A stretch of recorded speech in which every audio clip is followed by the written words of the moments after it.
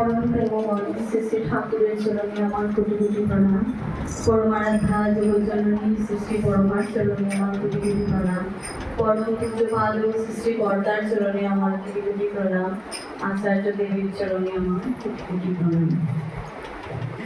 এখানে উপস্থিত সকলকে জানাই আমার শ্রদ্ধানন্দিত রাও জয়গুরু।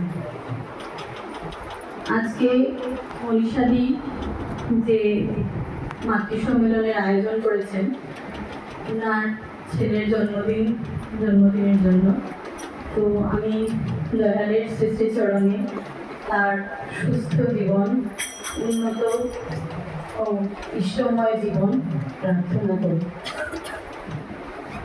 আজকে দিদি আমাকে বলেছেন ঠাকুরের সম্বন্ধে কিছু বলার জন্য। এখানে উপস্থিত আমার যারা গুরুজনরা আছেন ওরা তো অনেক কিছু জানেন, বই পড়েন। আমি তেমন বইও পড়ি না, আর পড়লে তা আমার মনেও থাকে না। জানি না ঠাকুর আমাকে দিয়ে কি বলাবেন।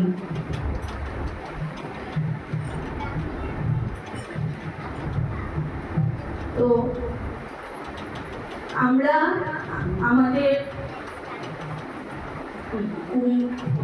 পূর্বজন্মের পূর্ণ স্বীকৃতির ফলে আজকে আমরা ঠাকুরের চরণে আশ্রিত হতে পেরেছি। ঠাকুর আমাদেরকে এই যে দিদি একটু আগে গানটা করলেন, যে তুমি দয়াল দয়া করে ধরো আমায় দুহাত ধরে। তো সত্যি আমরা সব পেয়েছি, এখন আমাদের পড়ে যাওয়ার পালা। তো ঠাকুর যে আমাদের দিয়ে গেছেন পঞ্চনীতি, যজন যাজন, ইষ্টভীতি, সস্তয়নী সদাচার, এখন আমাদের তা কর্ম করে ফুটিয়ে তুলতে হবে, যাতে কেউ একজন যারা সৎসঙ্গী না তারা যাতে আমাদেরকে দেখে মানে ইয়ে হতে পারে আর কি, বলতে পারে ওরা কার দীক্ষিত বা কার আদর্শে ওরা চলছে। আমাদের তেমন আদর্শ হওয়া উচিত বা আমাদের চলন তেমন হওয়া উচিত, যাতে আমাদের সৎসঙ্গীদের গর্ব হয়।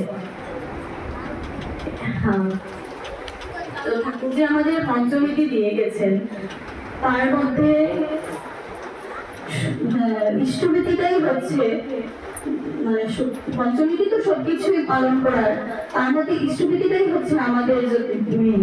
হ্যাঁ, আমরা যদি কাটায় কাটায় ঠিকভাবে ইষ্টভীতি করে যেতে পারি তো আমাদের জীবনে দুঃখ থাকবে না, সঠিকভাবে যদি করতে পারি। আর দুঃখ বলতে গেলে তো আজকে ঠাকুরের জীবনেও অনেক কিছু, ঠাকুরও মানে ওনার কম বয়সে সন্তান হারিয়েছেন। তো দুঃখ তো আমাদের পূর্বজন্মের যা আমরা কাজ করে থাকি বা বিধাতা যা ভাগ্যে লিখে দেন, তা তো আমাদের কোনো না কোনো ভাবে ভুল করতেই হবে।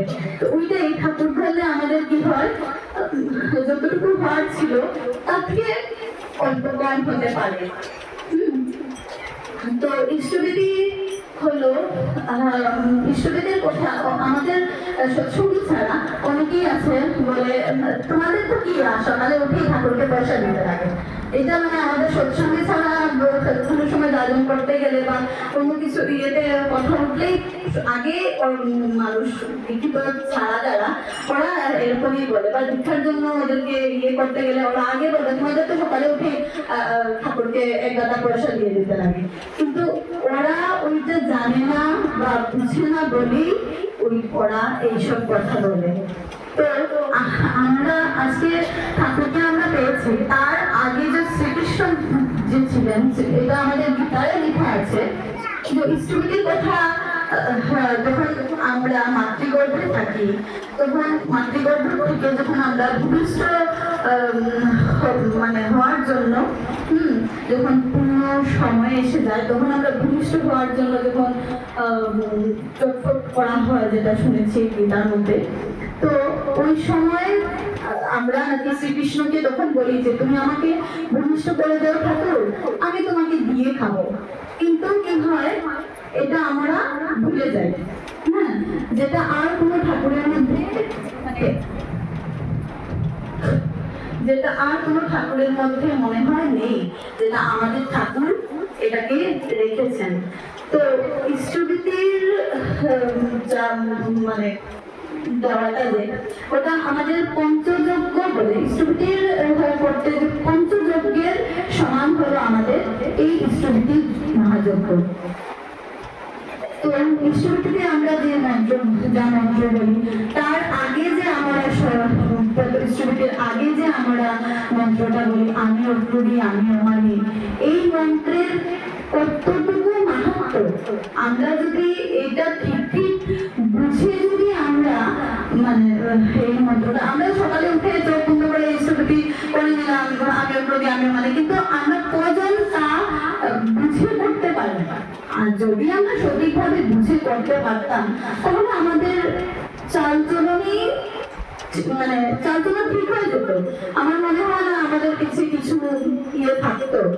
তো আমি মানে আমার ক্রোধ থাকবে না, হ্যাঁ, আমরা আমাদের কেউ কিছু বললে আমাদের মন মতো যদি না হয় আমরা লেগে যাই, হ্যাঁ।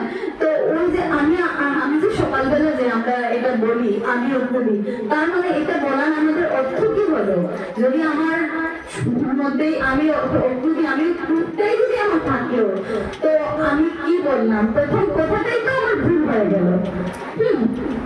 আমি নিরলস, হ্যাঁ, আমি যেমন ইয়েভাবে অলস না হয়ে পড়ি, হ্যাঁ, একটু কাজ করবো আর ভালো লাগছে না করবো না, এটা না, এটা ঠাকুর বলেছেন যে আমি নিরলস, মানে আমি যেন অলস না হই, হ্যাঁ, এখন ভালো লাগে না করবো না, এসব যেন আমাদের মধ্যে না থাকে। আর এটা তো সবারই জানা আছে, আমি ওইটাই সবাইকে বলবো যাতে আমরা যে ইষ্টভীতি করার সময় এই যে যেটা আমরা বলি এটা যাতে সবাই বুঝে বুঝে একটু একটু করে বলি, শুধু চোখ মুজে যাতে এটা আমরা মানে না করি আর কি, প্রত্যেকটা পয়েন্ট যাতে বুঝে বুঝে করি, আর শুধু পড়া না, এটা আমাদের জীবন চলনা যাতে মজ্জাগত করতে পারি, হ্যাঁ। আর ইষ্টভীতি যাতে আমরা কাটায় কাটায় করতে পারি, সকালবেলা ঠাকুর যেভাবে বলেছেন ব্রহ্ম মুহূর্তে ইষ্টভীতি করতে হয়, হ্যাঁ। তো ব্রহ্ম মুহূর্ত হলো আমরা সবাই এখানে জানি, তবু আমি আবার বলছি, ব্রহ্ম মুহূর্ত হলো আমাদের প্রার্থনা, যখন আমাদের যে মাসে যে প্রার্থনা সময় থাকে তার থেকে 1 ঘন্টা থেকে 40 মিনিট পূর্ব পর্যন্ত সময়টাকেই ব্রহ্ম মুহূর্ত বলা হয়, এটা আমরা সবাই জানি। তো ওই মুহূর্তটাতেই যাতে আমরা ইষ্টভীতি করতে পারি, তখন ঠাকুর মানে ওই যে ওই ইষ্টভীতি ঠাকুরকে আমরা মানে যে যখন 8টার সময় ঘুম থেকে উঠে তখনও ইষ্টভীতি করা হয়, আর 5টার সময় যে উঠে ওঠা হয়, কিন্তু ব্রহ্ম মুহূর্তে যেহেতু ঠাকুর আমাদেরকে বলে গেছেন, আমরা চেষ্টা করবো যাতে আমরা ব্রহ্ম মুহূর্তেই ইষ্টভীতিটা করি। ওই সময় নাকি ঠাকুরের হাত খোলা থাকে, তো উনি ওই পয়সাটা উনি মানে সাদরে গ্রহণ করে না। আমরা যেমন মাথায় রাখি না যে আমরা ঠাকুরকে পয়সা দিচ্ছি, এটা পয়সা না।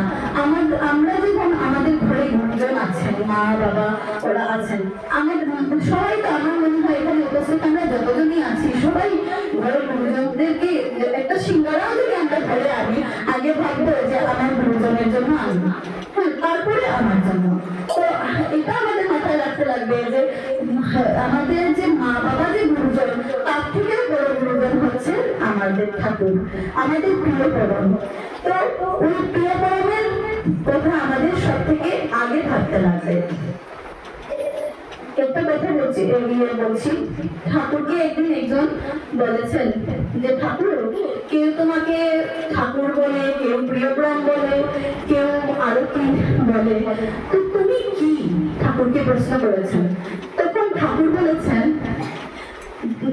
আমি কি এটা তো তোরা বুঝবি,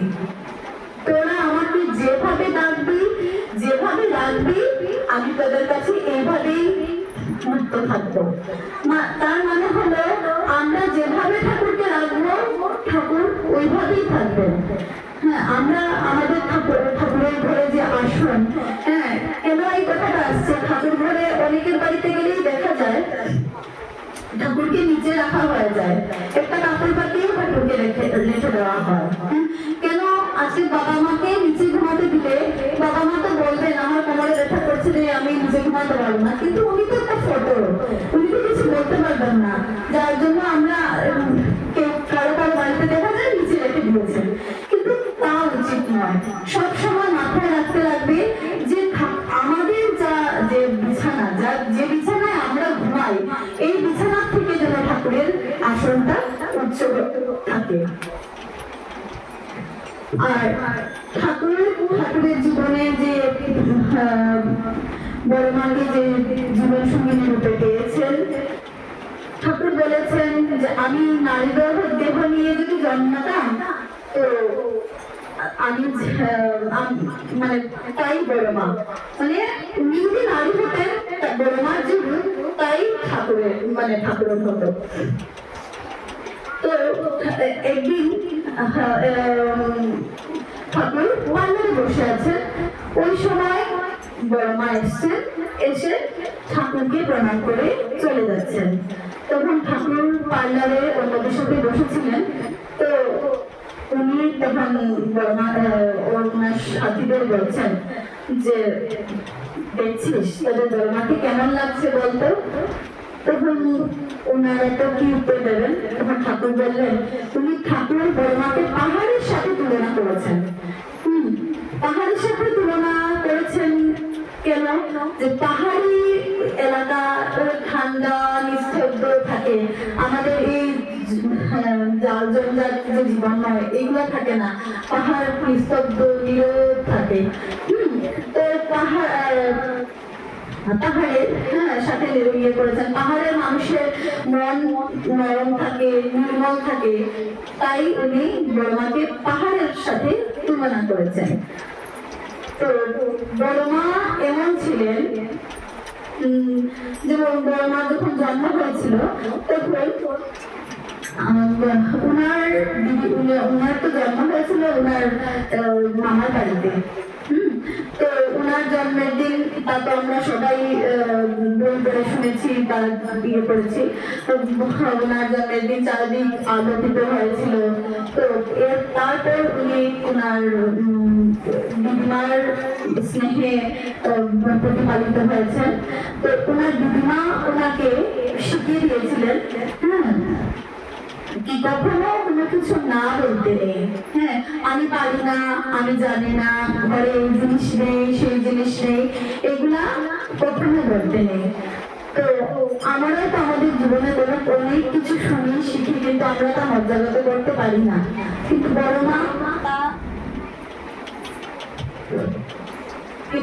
মা উনি উনার দিদিমার উনার একটু দইজের পাট্টাটা ধরো, বুড়াটার মোড়া দিয়ে ধরে।